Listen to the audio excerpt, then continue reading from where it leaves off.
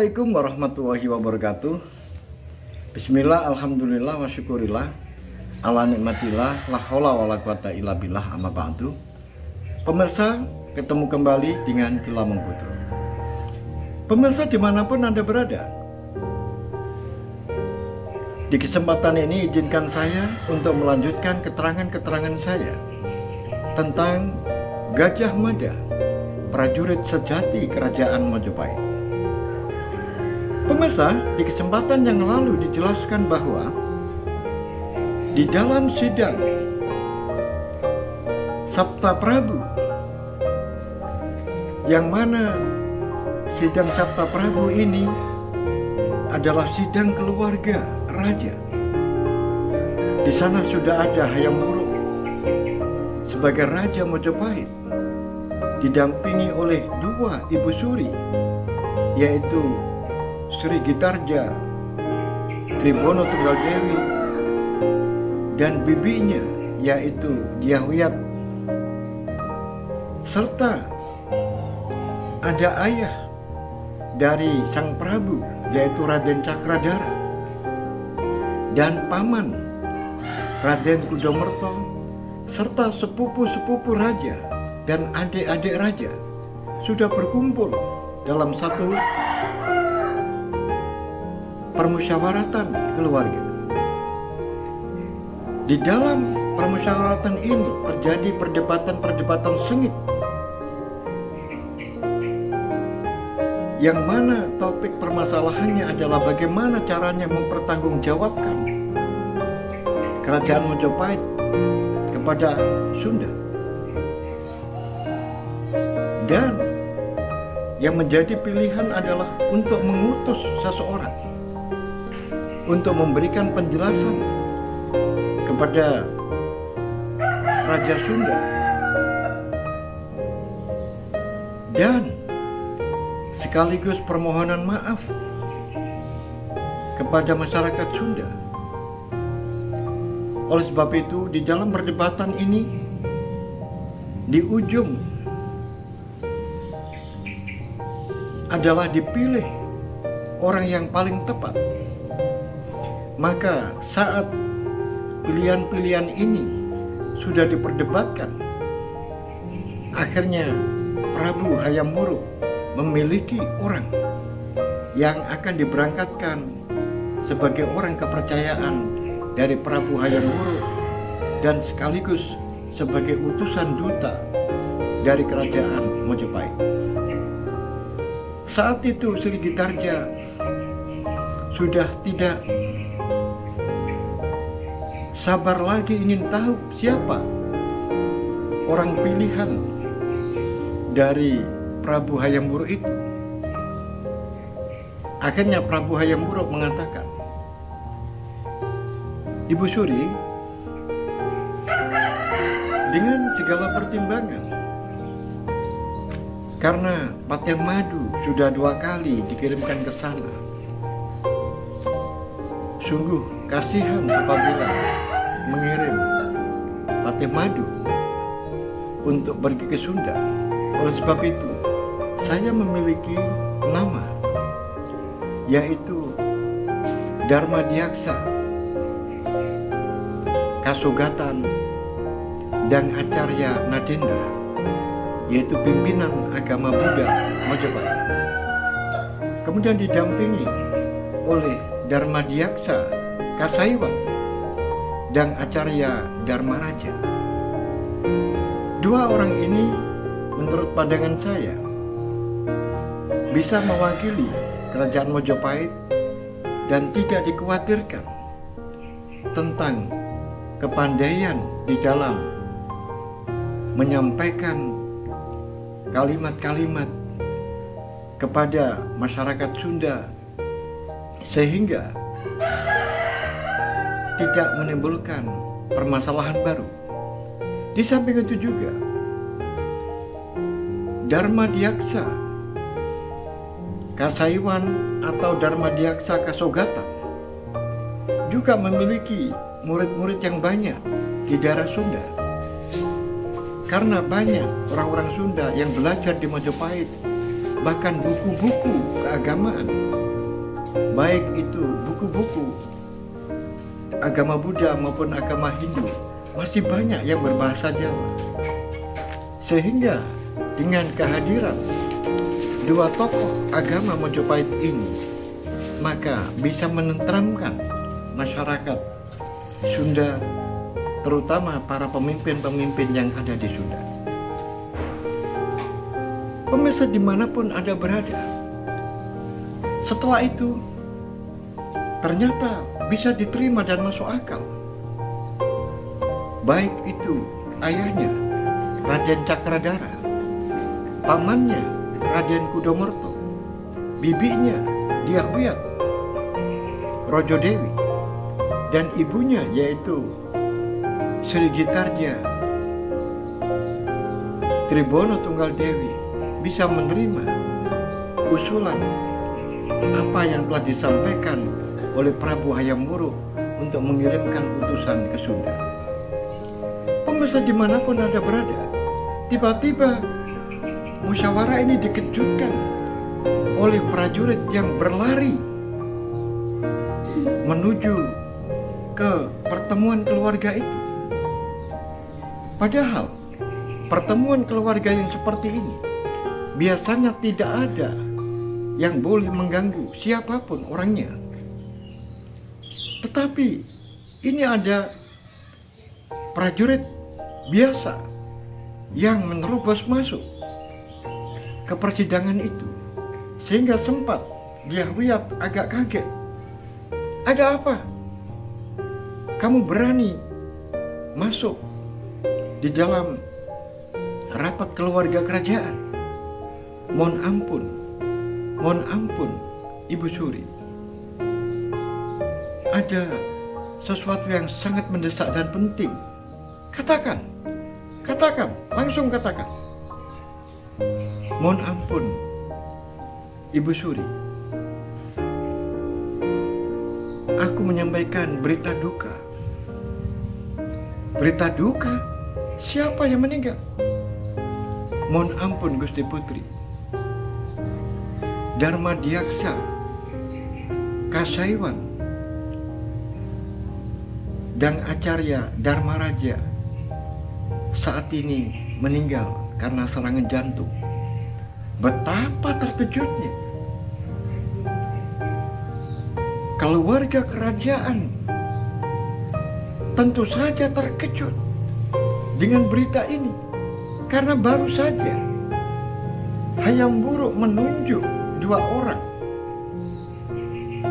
untuk mewakili Mojopahit sebagai duta Mojopahit ke Sunda untuk memberikan penjelasan tentang kejadian perang yang ada di alun-alun Buba, yaitu salah satunya adalah Dang Acarya Dharma Raja, yaitu Dharma Diaksa Kasaiwan, pimpinan agama Hindu.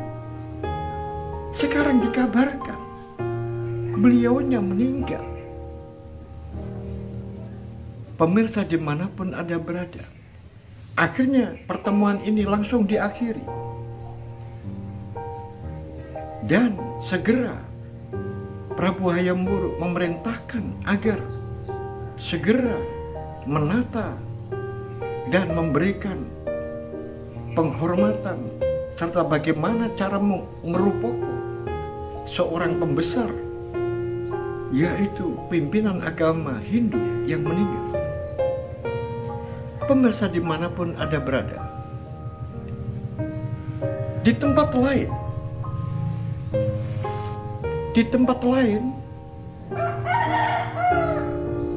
ada Patih Gajah Mada yang sedang berjalan bersama dengan Dharma Diaksa Kasogata, yaitu pemimpin agama Buddha, yaitu Dang Acarya Nadendra,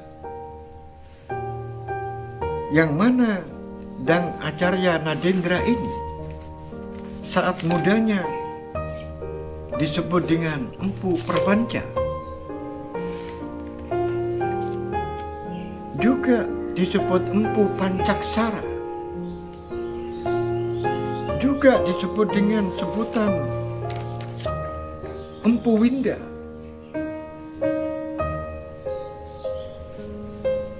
Sekarang menjabat sebagai seorang pimpinan agama Buddha dengan gelar Dang Acarya. Nadendra adalah nama aslinya. Gajah Mada sedang berjalan beriring-iringan dengan pimpinan agama Buddha.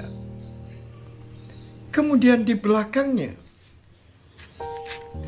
ada Gajah Enggon dan Gagak Bongol yang juga berjalan beriringan di belakang dua orang, yaitu Patih Gajah Mada dan Darmadiaksa Kasogatan. Dua orang ini ternyata menuju ke sebuah tempat di mana di depan rumah Kasogatan,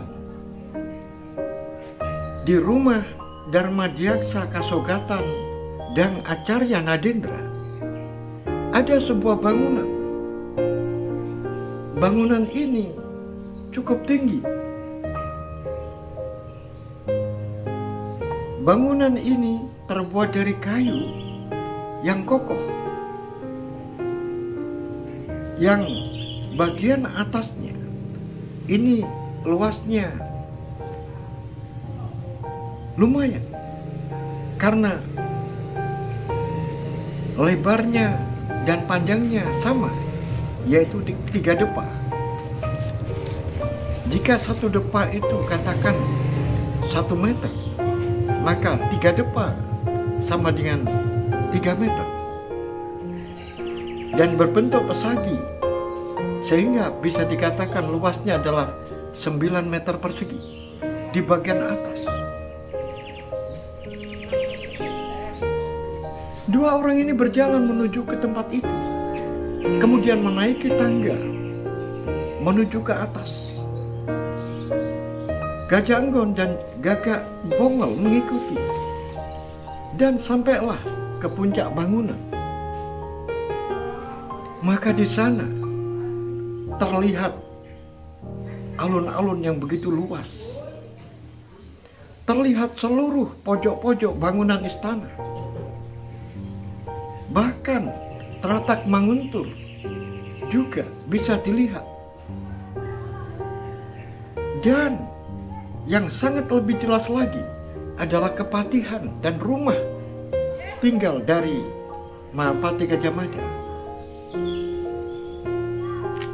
Sehingga 4 orang ini mencoba untuk melihat-lihat dari atas.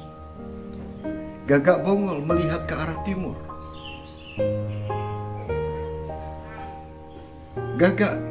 Gajah Enggon melihat luasnya lapangan. Demikian juga Gajah Mada. Pandangannya tertuju ke arah tenggara. Pikirannya menerawang. Hatinya rindu kepada keluarga. Karena Patih Gajah Mada memiliki sebidang tanah yang letaknya ada di Sapih, Probolinggo.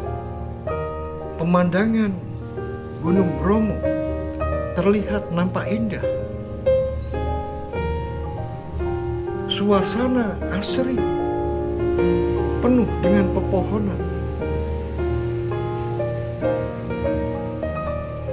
Pemirsa dimanapun Anda berada, pada saat Gajah Mada berhasil menundukkan Keta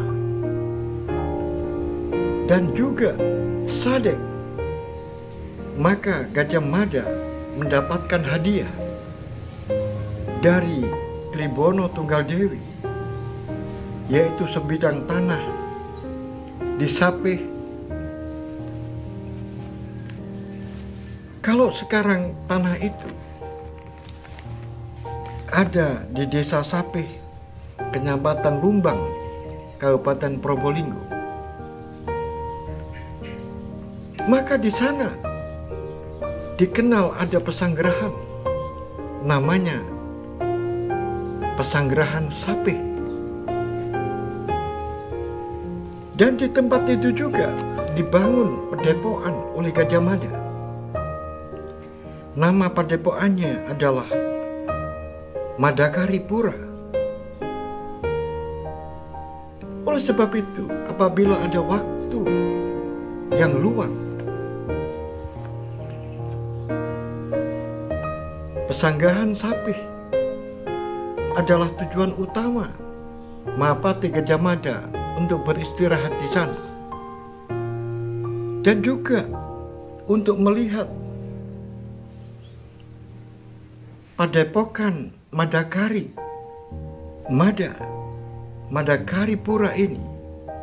Diharapkan di saat-saat Gajah Mada sudah tua dan pensiun dari jabatannya, maka dia akan membangun generasi-generasi muda, melatih orang-orang muda untuk digembleng menjadi orang-orang pilihan yang bisa menyokong Mojopahit ke depan.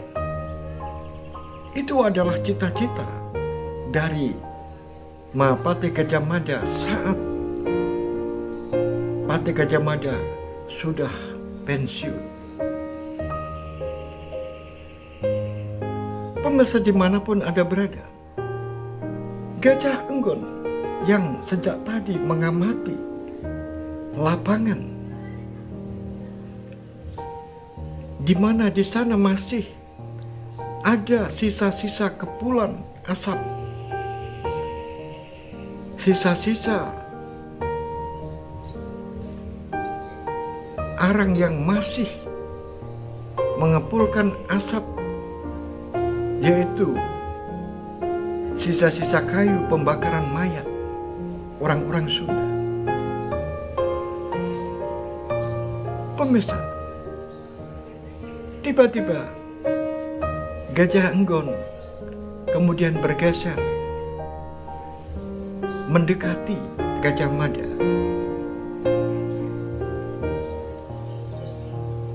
Kemudian Gajah Enggon berkata, seandainya waktu bisa diputar ulang, maka peristiwa Bubat itu patutlah disesali. Mendengar kata-kata ini, akhirnya Gajah Mada melepaskan pandangan ke tenggara, kemudian menoleh ke kanan. Yang dituju adalah Gajah Enggon yang sudah berjarak dekat di hadapannya.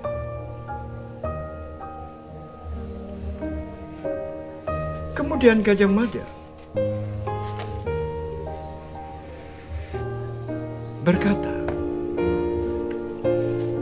jawablah dengan tegas dan jawablah dengan lugas. Apakah kamu juga sama dengan yang lain menyalah-nyalahkan saya?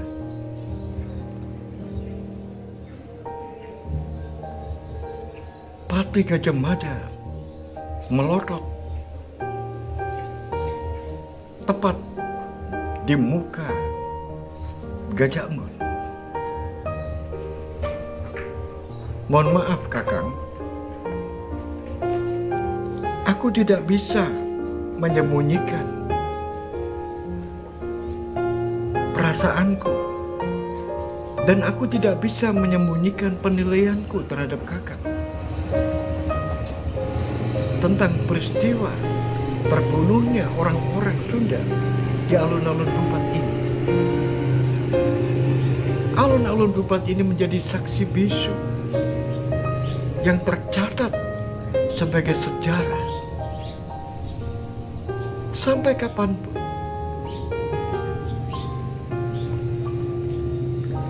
Walaupun aku menyadari pendapatku ini sangat berseberangan dengan pola pandang dari Kakang Patih Gajah Mada, tetapi aku tidak bisa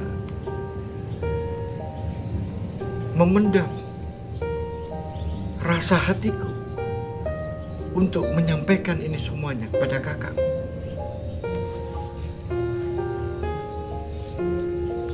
Kakang sebetulnya punya waktu yang cukup untuk mencegah peristiwa pertempuran yang ada di Bebat itu. Tetapi nampaknya Kakang tidak menggunakan kesempatan itu. Dan nampaknya Kakang justru malah mengolah kesempatan itu.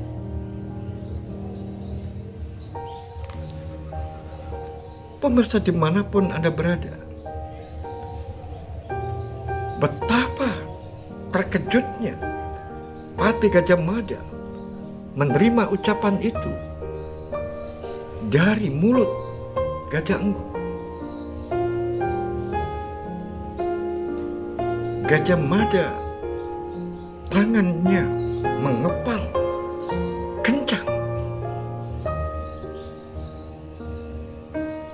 sementara Gajah Enggun hanya pasrah. Dalam hatinya mengatakan, jikalau Kakang Gajah Mada berani memukul saya, maka tetap akan saya tangkis. Kemudian di pojok kanan ada Gagak Bongol. Karena Gagak Bongol ditatap oleh Patih Gajah Mada dengan tatapan yang tajam,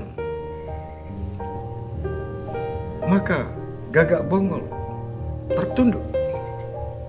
Karena Gagak Bongol adalah orang yang sangat patuh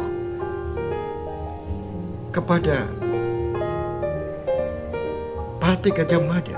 Apa yang dikatakan Patih Gajah Mada tidak pernah ditolaknya, selalu diiyakan, tidak pernah dibantah. Melihat Patih Gajah Mada yang marah,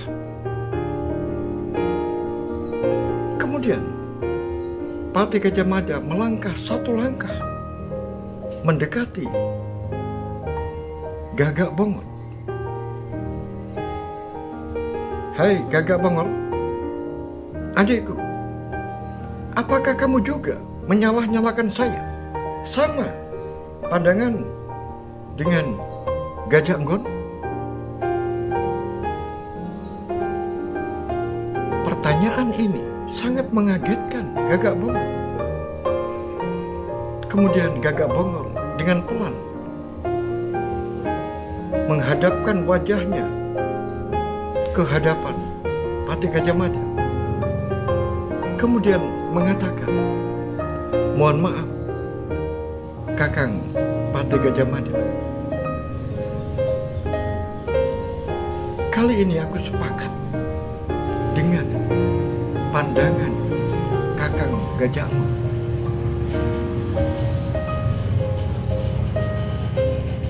Pemirsa dimanapun Anda berada, betapa terkejutnya Patih Gajah Mada menerima jawaban itu.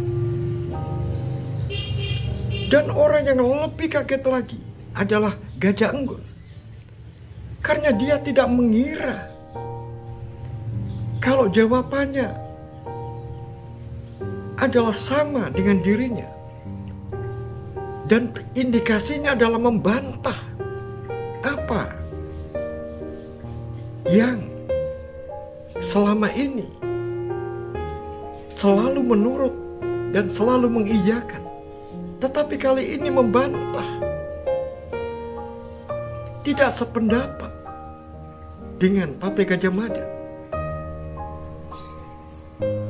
Oleh sebab itu, Patih Gajah Mada kemudian membuang mukanya menuju ke arah tenggara, sehingga membelakangi Gajah Enggon, juga membelakangi Gagak Bongon.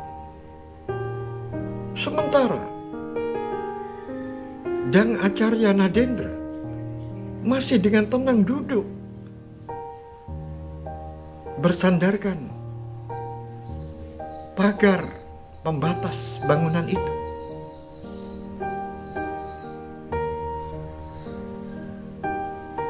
Gajah Mada kemudian berkata, semua orang menyalahkan saya. Semua orang menyudutkan saya. Sepertinya aku ini adalah penjahat. Sepertinya aku ini adalah pesakitan. 20 tahun aku bekerja, siang dan malam.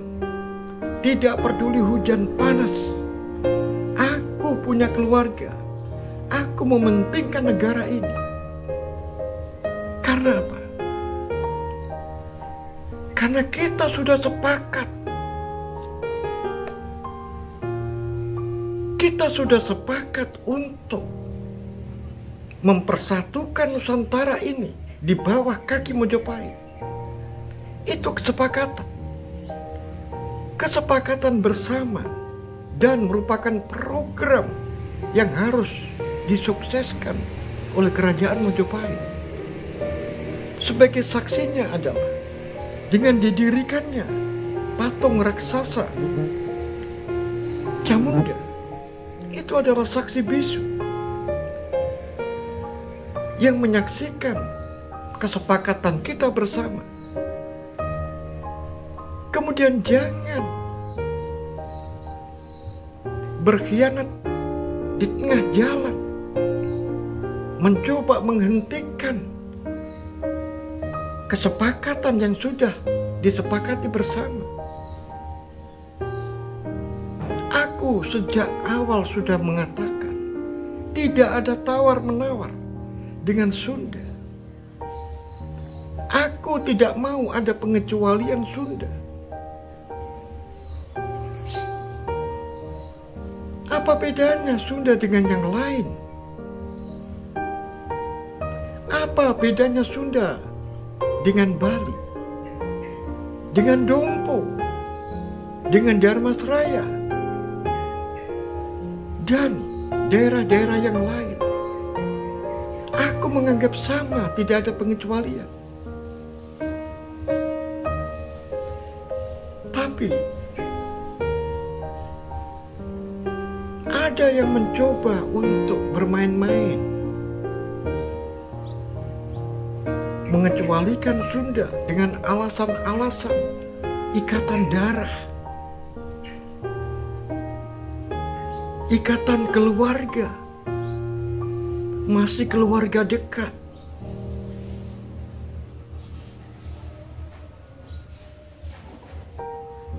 Ini politik. Ini kesepakatan. Kesepakatan bersama.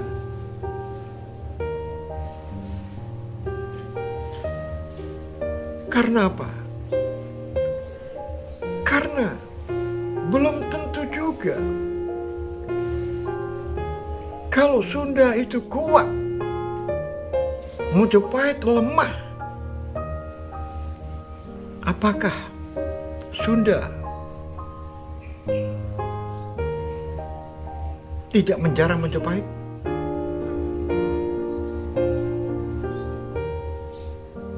Ini adalah politik lemah. Memang Sunda memiliki politik yang mana politik Sunda agar Sunda tidak digempur oleh Mojopahit, maka dia mulai menyusupkan sesuatu yang sangat masuk akal, yaitu mengaku sebagai keluarga dekat. Raden Wijaya keturunan dari Sunda, sehingga cucu-cucu dan cicitnya kemudian tidak boleh menyerbu Sunda. Nah, kalau demikian, ambrukkan saja yang namanya patung Camunda. Tidak ada gunanya membangun patung itu. Patung itu adalah patung sebagai bukti kesepakatan kita bersama bahwa seluruh Nusantara harus bersatu dengan Mojopahit. Aku sudah sejak awal mengatakan seperti itu. Tidak boleh ada pengecualian. Dan tidak boleh Mojopahit terperangkap oleh politik yang dibangun oleh Sunda, yaitu mengkait-kaitkan hubungan darah. Dan ternyata itu termakan oleh orang-orang di Mojopahit, sehingga Sunda tidak bisa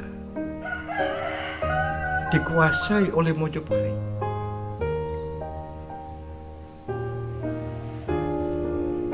Pemirsa dimanapun Anda berada, semuanya diam.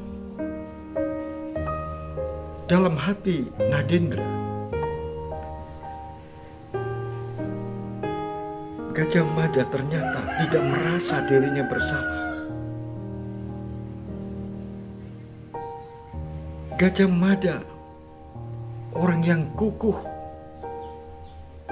tidak mau mengalah sedikit pun. Walaupun di depan mata banyak orang yang menyalahkan, tetapi dia masih bertahan. Dia tidak bersalah.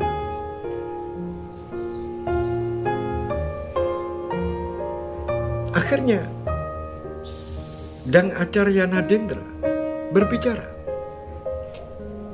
Bagaimana kalau pandangan Prabu Hayam Wuruk? Bagaimana pandangan Hayam Wuruk? Betapa terkejutnya yang namanya Gajah Enggon dan Gagak Bomo. Gajah Mada menyebut nama Hayam Wuruk tanpa diembel-embeli dengan Prabu.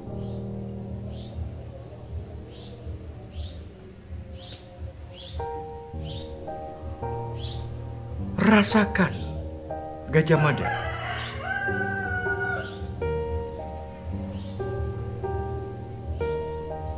Prabu Hayam Wuruk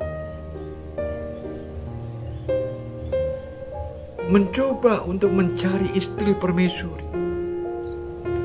Orang yang dicintainya adalah Dyah Pitaloka Citro Resmi, kebetulan orang Sunda.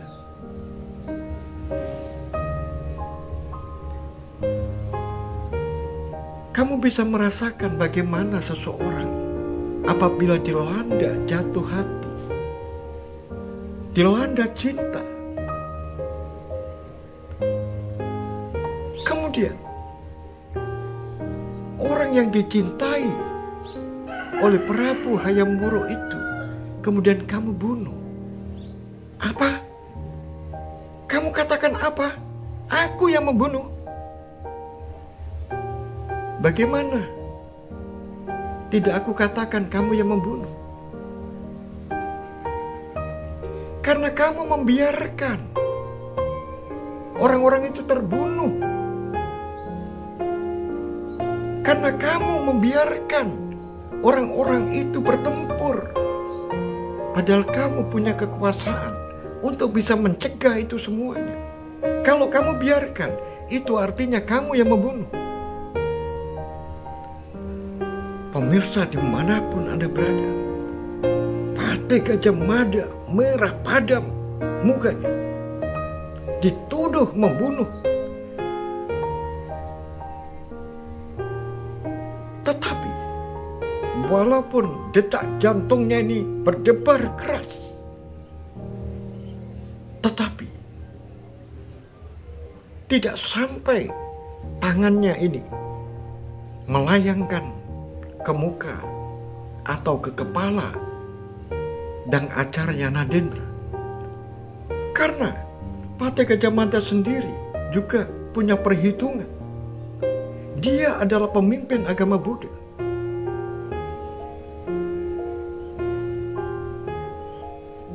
Patih Gajah Mada diam.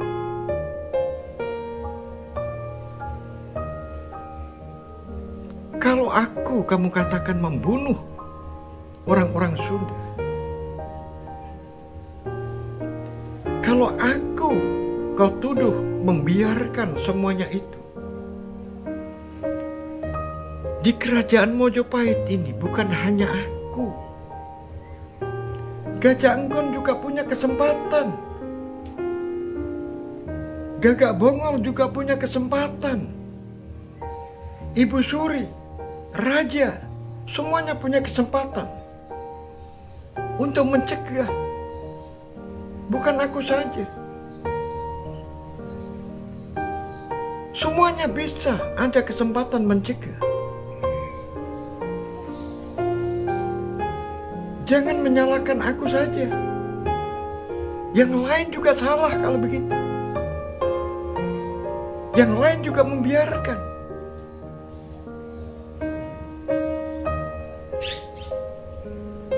Itu tuduhan yang keji kepada diriku.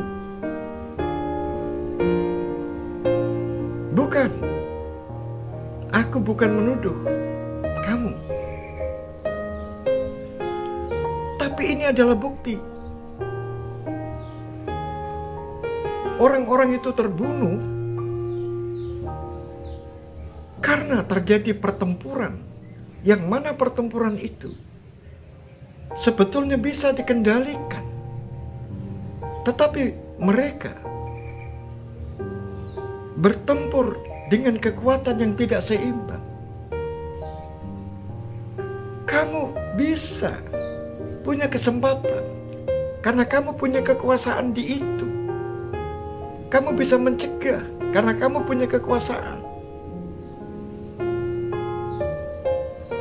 Tetapi kamu tidak melakukan.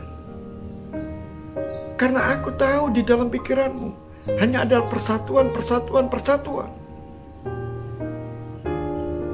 Ingin menundukkan Galuh. Itu di dalam pikiranmu.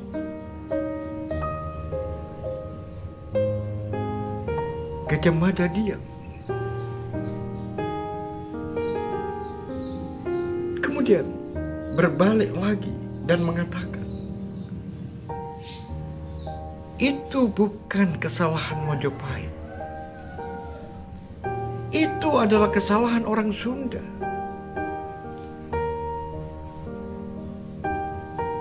Nadendra langsung membantah. Duh, kok bisa salah orang Sunda?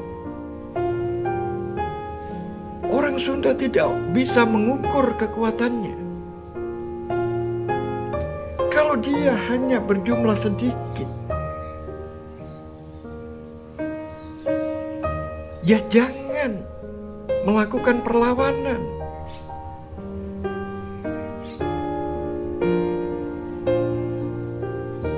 Kamu tahu siapa yang memulai? Kamu tidak tahu kan? Orang pertama yang dibunuh adalah Patih Tetek. Siapa yang membunuh? Luncuran anak panah itu berasal dari orang-orang Sunda. Kemudian kalau ada seorang senopati yang mati, dibunuh, kemudian diam, apakah itu wataknya prajurit? Prajurit yang lain akhirnya dengan spontan melakukan pembalasan. Itu kenyataan yang ada. Jangan kamu memutar balikan fakta. Ini kenyataan.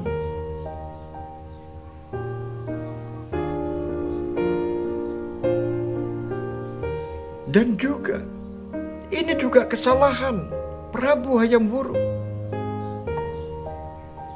Karena dia mencintai seseorang. Apakah tidak ada gadis lain? Masih banyak di Nusantara ini. Aku mencegah jangan memilih dari yang Sunda itu. Dan itu adalah kelemahan dari Prabu Hayam Wuruk, yang dia terpesona oleh wanita. Mestinya sebagai seorang raja besar harus memposisikan dirinya manusia setengah batu. Pemirsa dimanapun Anda berada, mendengar kata-kata manusia setengah batu, Gajah Enggon dan Gagak Bongol saling pandang. Aku sejak awal sudah mendidik Hayam Wuruk untuk menjadi seorang raja yang besar dan raja yang memiliki kekuatan. Jangan mudah dipancing oleh kecantikan wanita, karena dengan terpancingnya kecantikan wanita, raja itu akan menjadi lemah.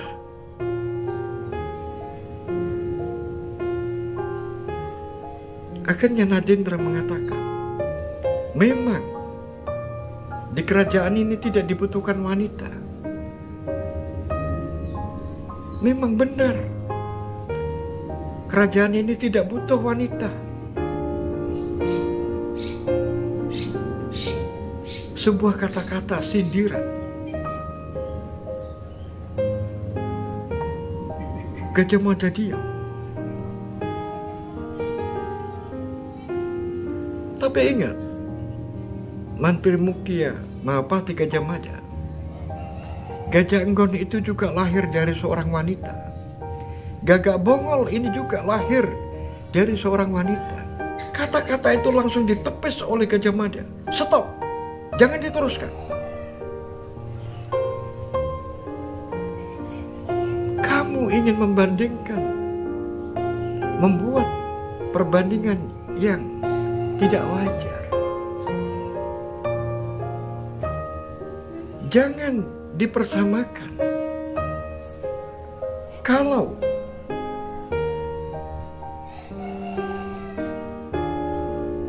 istri dari Linggobuwono, Permaisuri, dan Linggobuwono sendiri sebagai calon mertua dari Prabu Hayam Wuruk, jangan diperbandingkan dengan Cakradara, dan jangan dibandingkan dengan Ibu Suri, Tribono Tunggal Dewi. Tidak bisa. Dengan terbunuhnya Linggobuwono dan terbunuhnya Dewi Roro Lingsing, kemudian kamu tuduh sama halnya membunuh Tribono Tunggal Dewi dan membunuh Cakradara. Kamu ini ngomong apa?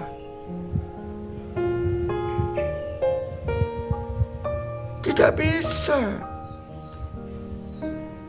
Kamu membuat perbandingan seperti itu. Itu tidak masuk akal. Lagi pula, Dia Pitaloka belum menjadi istri. Linggobuwono belum menjadi mertua. Dewi Roro Lingsing juga belum menjadi mertua dari Prabu Hayam Wuruk. Kamu jangan membuat perbandingan yang ngawur. Kata-katamu itu ngawur. Pemirsa dimanapun Anda berada, Gajah Mada sungguh orang yang sangat kukuh di dalam mempertahankan pendapatnya. Oleh sebab itu, pemirsa dimanapun Anda berada, 4 orang yang ada di bangunan atas ini tegang. Tiba-tiba 4 orang ini dikagetkan dengan adanya 2 orang yang naik tangga dengan suara yang begitu keras dan cepat. Rupa-rupanya naik tangganya ini sambil berlari. Dia adalah Gajah Sagoro, yaitu putra dari Gajah Enggot, dan Kudo Swaboyo, yaitu putra dari Pradabasu. Ada apa? Mohon ampun, aku mengabarkan ada berita duka. Berita duka? Siapa yang meninggal? Yang meninggal adalah Darmadiaksa Kasaiwan dan Acarya Dharmaraja. Betapa terkejutnya 4 orang itu, terutama adalah Darmadiaksa Kasogatan dan Acarya Nadendra. Karena tadi malam baru saja bercakap-cakap bersama di pendopo Tata Keramat Manguntur bersama Ibu Suri, dan juga bersama dengan yang lain, dan juga saat pembakaran mayat juga kelihatan sehat, tidak ada keluhan apa-apa. Tetapi sekarang meninggal. Oleh sebab itu, aku diminta untuk menemui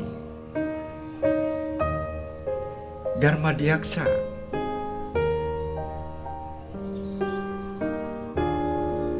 Kasogatan dan Acarya Nadendra agar diperintahkan Ibu Suri untuk menghadap Prabu Hayam Wuruk. Baiklah, kalau begitu aku segera ke sana. Pemirsa dimanapun Anda berada,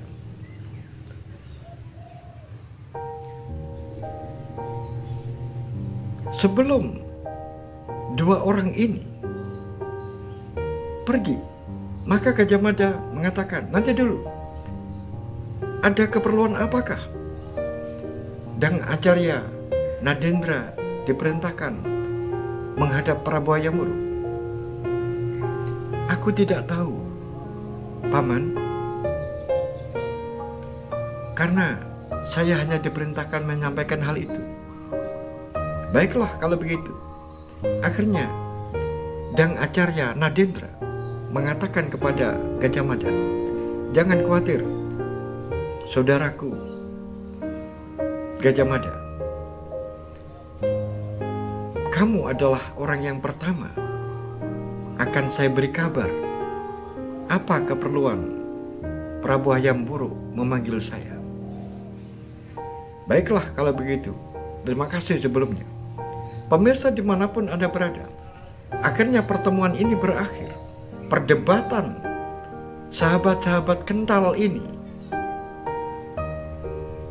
menjadikan ketegangan di bangunan atas itu akhirnya berakhir karena ada berita meninggalnya Dang Acarya Dharmaraja, yaitu Darmadiaksa Kasaiwan, pemimpin agama Hindu.